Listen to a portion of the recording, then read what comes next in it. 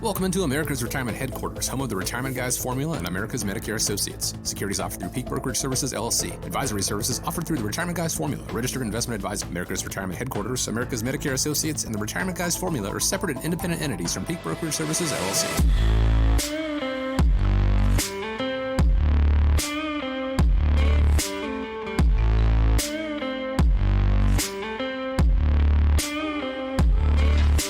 You're listening to America's Retirement Headquarters, home of the Retirement Guys Formula and America's Medicare Associates with Nolan Baker and Scott Kirshner and myself. My name is Chris Swan. We appreciate you taking the time to join us. 419-794-3030 is the number. It's 419-794-3030 and online, americasretirementheadquarters.com. On today's show, should you be concerned with inflation when it comes to your retirement? And there's a new projection of what long-term care is likely to cost you. We'll have the updated numbers on that. But first, let me check in with the guys. Nolan, Scott, glad to be with you as always. How are you? We're doing great. Good to be here. It's good to join everybody last weekend at the Toledo Jeep Fest. It was amazing to see how many people love their Jeeps here in the Toledo area. Right. We got a chance to go out. My son has a Jeep. He's customized a lot, so it was cool to hang out with everybody and see so many people down there. You know, Nolan, I heard on the news that they had Jeeps from over 25 states. That's pretty cool. You know, I mean, hey, Jeep's a big thing here in Toledo. It's kind of an anchor in Toledo, and it was they got some pretty tricked out Jeeps. That's pretty cool. Yeah, good time. So great seeing everybody, and proud to be part of the Toledo community here. Absolutely. Proud to be here in the area, serving the area, and not just Ohio, but Michigan as well, or anywhere that you can hear us, available via podcast.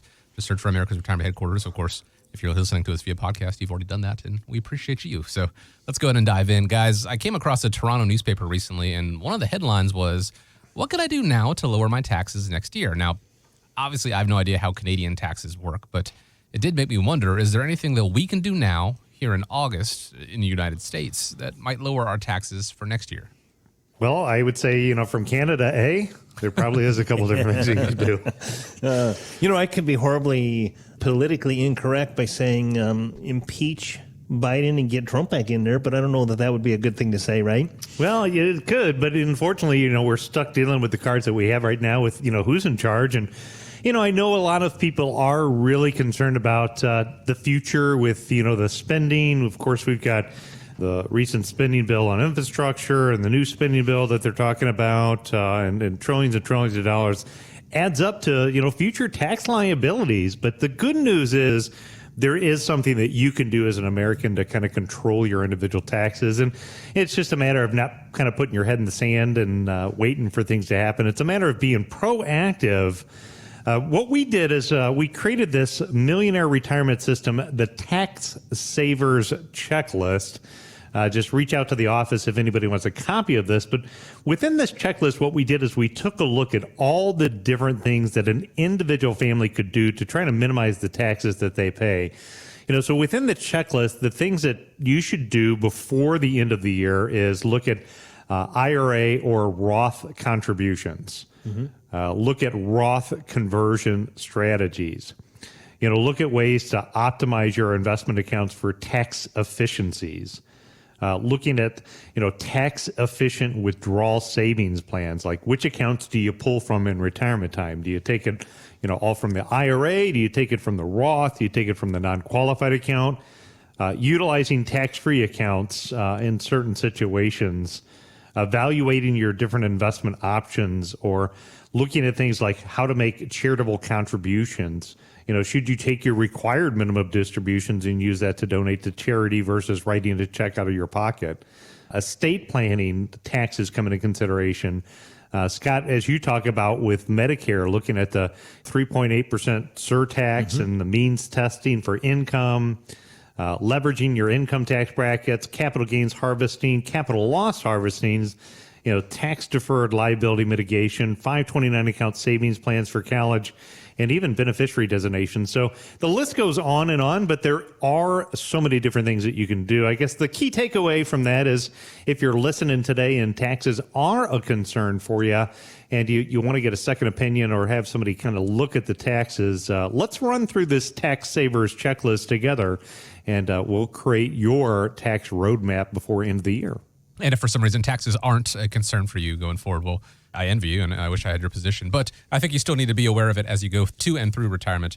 America's Retirement Headquarters is here for you, 419-794-3030. If you want to get that tax savers checklist, or you would want to discuss your retirement strategy in any other facet, 419-794-3030. One of the keys to successful retirement planning is, of course, making sure you're going to have enough money coming up to fund the lifestyle you hope to have. The problem, of course, comes when the cost of your lifestyle keeps rising. Morningstar's Russ Kinnell says that's why it's so important to keep an eye on inflation. Inflation has definitely ticked up. It's up about 5% year on year, though, of course, a year ago, as you recall, the economy was hitting the brakes, so it's not a perfect number, but inflation is definitely picking up.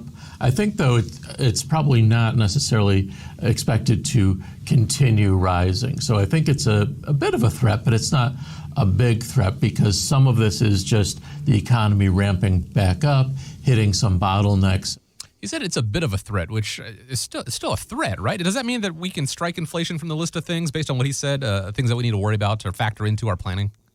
No, I don't think it's anything that you have to, get overly concerned about making dramatic changes, but it does need to be part of the overall plan. In fact, the numbers came out earlier this week with inflation, and it increased by another 0.5%. So quicker than that quote came out, inflation's up closer to 5.5%. So it does start ticking up, and it becomes a real problem, I think, for people that are close to or in retirement time with how it can impact their lifestyle with the price of energy or food. That's where some of the issues come into play. That doesn't mean that you necessarily have to make changes to your investment plan. One of the softwares that we've talked a lot about is called Right Capital, and Right Capital allows us to look at a lot of possible outcomes to run a Monte Carlo analysis for somebody that's looking to plan for retirement. And ultimately what it does is it helps gives you a gauge as far as what is the likelihood that you're going to achieve your retirement goals. And the goal is obviously to try to get it as high as possible to 100 as you can. Then if it's not 100%, if it's a lower number like 60 or 70, what you can do is you can stress test the plan. Mm-hmm. And with stress testing the plan, it will show you some of the things that can be bigger dangers for that individual family. In fact, I pulled up mine this week when I went and I stress tested the portfolio. And actually, inflation for myself, I'm 45, is a much bigger threat for me than, say, a market crash in the next year. Wow. And if you think about that, that makes a lot of sense because 45, I have a lot of time until retirement. Right. Inflation, if it does get higher between now and retirement or in the future, could really diminish the ability of what I can purchase. Exactly. Where if the market crashes tomorrow, maybe it doesn't feel good on my statement. Nobody likes to see their statement go down. But at 45, I'm continuing to put money into my retirement account. I actually get to buy more when the market's down.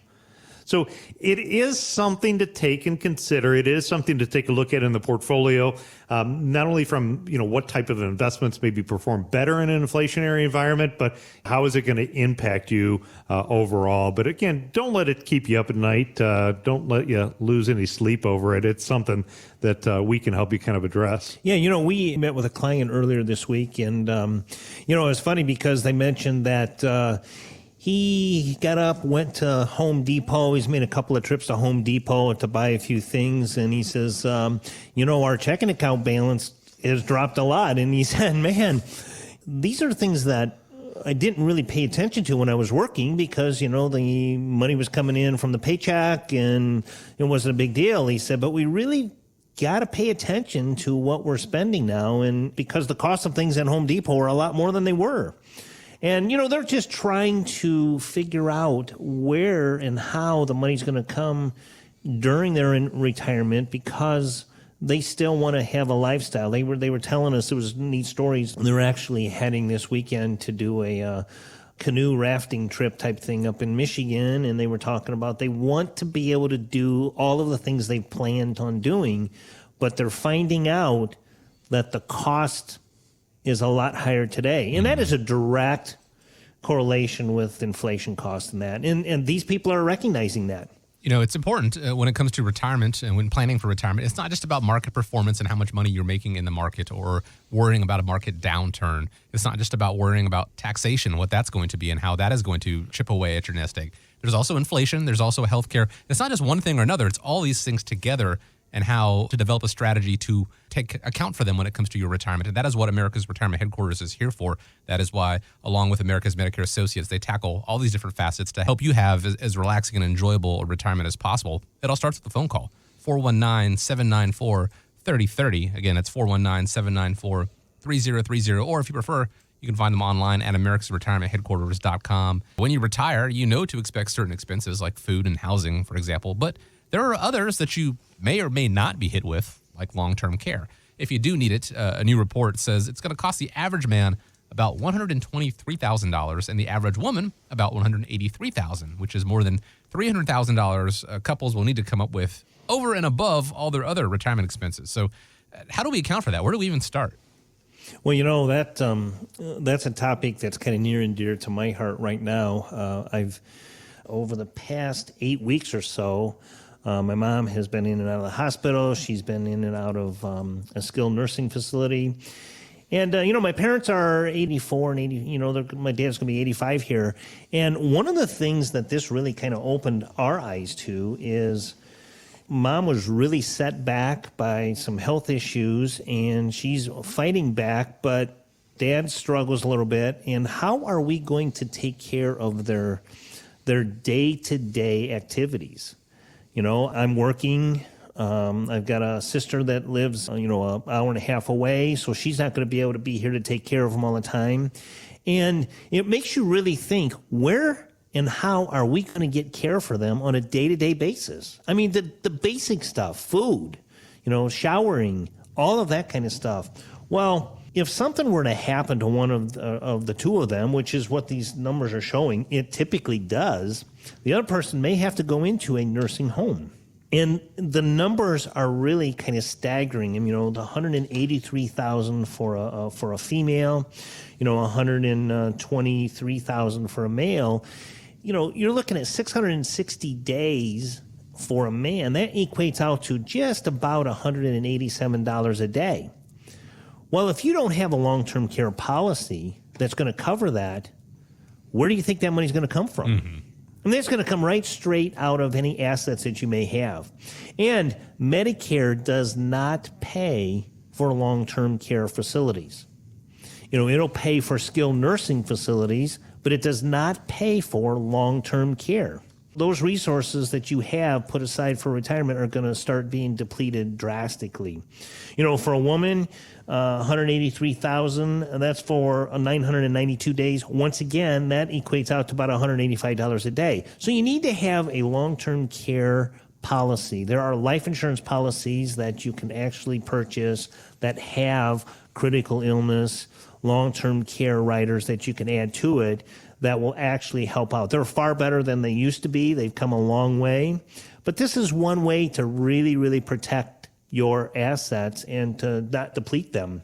What I would say to that, Chris and Scott, is a lot of people understand that the risks are out there, even though it's a over 50-50 chance that a retiree couple is going to need some form of long-term medical care. A lot of people choose to do nothing because the traditional approach of buying long-term care insurance is sometimes frustrating, right? You can Absolutely. spend all these premiums, all these years, the costs keep going up in healthcare and the insurance premiums go up. And then, one day you pass away and never need it. Mm-hmm. It's kind of like car insurance, you waste of money unless something bad happens. But if something bad happens, it's like, thank goodness that you have it. The good news is there are other solutions. So again, there's things that we can help you with. One of the things that as a veteran-owned business, we love supporting our veterans. There are some ways, if you're a veteran, you might have the ability to have some protection for your family under the aid and attendance. Of course, there's just built-in natural protection that a married couple has through Medicaid spend down that either ourselves or some of our estate planning attorneys can give you guidance on and help walk you through that. There's also a way, like a couple that Scott and we met with earlier this week, where what we did is we looked at trying to optimize their portfolio to generate more predictable income and use that income to spin off to buy an insurance policy that covered a lot of these type of things. So, for roughly $3,000 a year, this individual was able to get a $170,000 policy. So If he never needs it and one day he just sails off into the sunset and passes away, his wife or children or whoever he names as beneficiaries could get up to $170,000 tax-free. But also during his life, he had access to that $170,000 if he had some type of chronic or critical illness or the things that we think about when we think about nursing homes.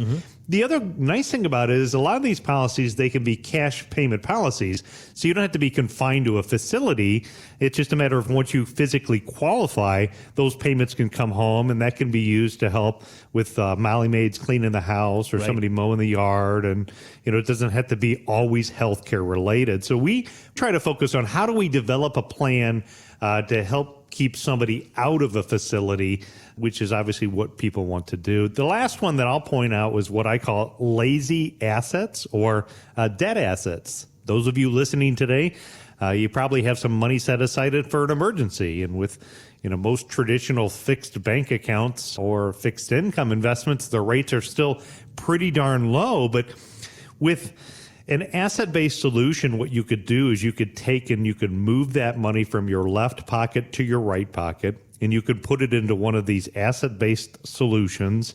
And using an example of $100,000, it could double, triple, or sometimes quadruple once you're approved and qualified for the policy for long-term medical care.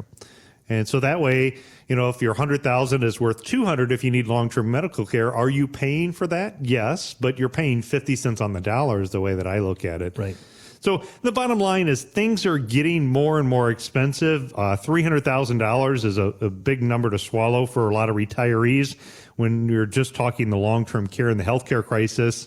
The good news is there are things that we can do to help you address that in part of your overall plan. Right. I will tell you this, with what I've experienced over the last 8 weeks or so, it really, really, really tugs at the heartstrings. I just can't stress enough. Think about it. Oh, I'm not going to put my parents in a home. I've got an extra room at the house. I'll take care of them. There is so much more to think about before you do that. I visit with my mom at the skilled nursing, which is not a long-term care, but you walk in there and, man, it's a difficult place to visit. And if I think about taking her home to my house, I got a 2-story house. She can't walk up and down stairs. If they happen to be in a wheelchair, I have doorways that may not fit that. I need a ramp out front. There are so many things to take into account. And yeah, it's great that the kids may want to take care of mom and dad, but you may not be prepared for all of the headache and heartache that follows that. So moving some assets around, getting a long-term care policy, those are things that we can help with, and just let us know.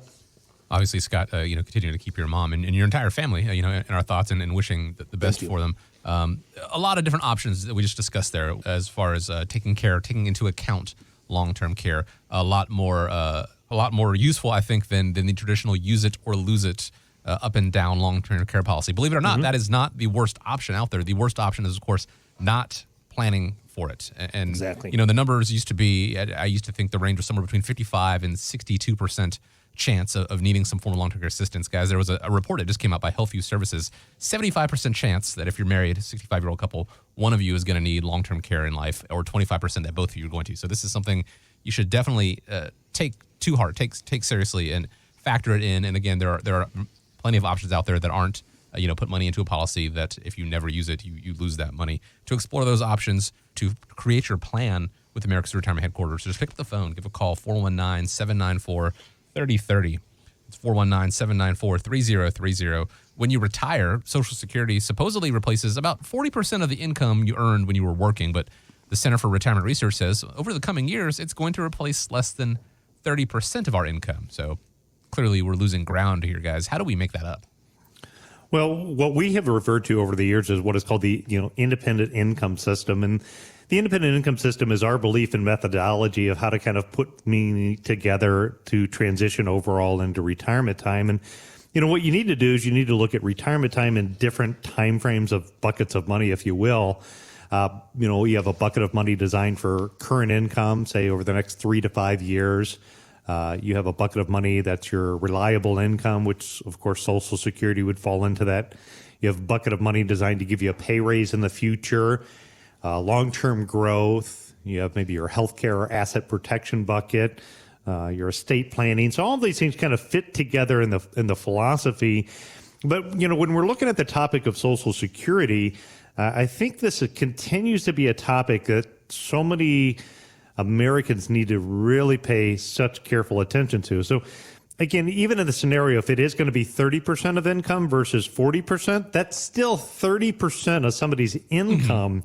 That's a fairly significant amount of money. And, you know, when I was looking at the statistics that came out just recently from the Social Security Administration, roughly 70% of Americans are still opting to collect Social Security benefits before what is considered their full retirement age. Right. You know what, Nolan? I was at the golf course here last weekend, and it was funny. We were sitting around waiting for our tee time, and there were a bunch of guys that were talking about that. And, you know, the one guy says, "Oh, I took mine at 62. And I'm sitting there, and I'm like, okay, because I know a little bit about Social Security. And this other guy comes up, he says, "Oh, I can't wait. I'm 61. When I turn 62, I'm taking it right away." And I looked over and I go, "Why are you doing that?" He says, "Oh, because I don't know if it's going to be here." And he says, "I need that money." And I'm like, man, these guys need to talk to us really, really bad, because there were 3 people out of about 15 that were sitting there that voiced their opinion saying they're going to take it at 62 or already are taking it at 62. And they don't even realize what kind of benefit they're losing.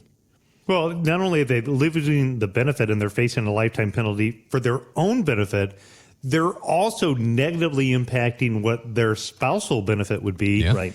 And they're negatively impacting the survivor benefit if they die early. If you look at the numbers, I mean, somebody who takes Social Security early, so age 62 versus waiting till a delayed age 70, there is a guaranteed 76% increase. And normally on a radio, I can't use the word guaranteed. So this is a guarantee by the federal government for Social Security benefits, right? Mm-hmm. You're getting 76% more by waiting versus facing a lifetime penalty. And on top of that, if you add in what is called the cost of living increase, that benefit is, in my opinion, using historical numbers, oftentimes well over 100% more income by waiting. So sometimes it's better off in the earlier years to maybe use a little bit of your personal savings so you're not taking your benefits early. That's how you get that number back up from 30% to 40%. But, you know, more things do play into it to eat away at it. Obviously, the government monkeys a little bit with what the cost of living increase is by, you know, removing things like food and energy. But you don't need those. Right. Those are just extra, right? And then Medicare. I mean, Medicare is a big part of it too, Scott. You know what? A lot of people don't understand that your Social Security check is lowered by the Part B premium because it's automatically deducted from your Social Security check. You know, so for 2021, if you qualify for the entry-level Part B premium, it is $148.50. That's $148.50 taken out of your monthly Social Security check. Boom, gone right off the top. And a lot of people don't even realize that. Those are things that you need to be prepared for. And like you said, Nolan, if you could take some resources from other areas and prolong putting that up, that's only going to help your monthly income later on down the line. You know, there's been a lot of chatter for years, as long as I can recall, about the solvency of Social Security, and they're saying 2034, 2035 right now is when it's going to, quote unquote, run out of money. And so that has obviously put some panic into people and saying, oh, I need to go and get it now while I can. But guys, you need to take into account that this is income you will be receiving for the rest of your life. Do you want to go ahead and settle for a lesser payment for the rest of your life? The government is almost certainly going to find a way to, look, if they got rid of Social Security at this point, they've made a lot of boneheaded decisions in Washington over life, but that is one where I think would be the death knell for a lot of political careers. So making sure that you figure out the right way to do it and to make sure you receive the maximum benefit possible is a great way to factor it in and to counteract that pay reduction that Social Security that they're saying you're going to take over the course of your retirement. If you need help with that, figuring out what is right for you and how to maybe make your assets work in the meantime while you further delay your Social Security, 419-794-3030 is the number. It's 419-794-3030 or online at americasretirementheadquarters.com. And we want to thank you, as we always do, for joining us here on America's Retirement Headquarters with Nolan Baker and Scott Kirshner. Have a great week. Have a safe week. And guys, as we wrap up, I want to leave you with the final word. A final quote of the week is, you don't stop laughing when you age when you stop laughing. And the other final thought of the week is hooves.us. Next week over at Hooves, we're going to be helping out veterans suffering with PTSD. So go over to hooves.us if you want to learn more about our event next week, teaming up with Hooves, helping local veterans.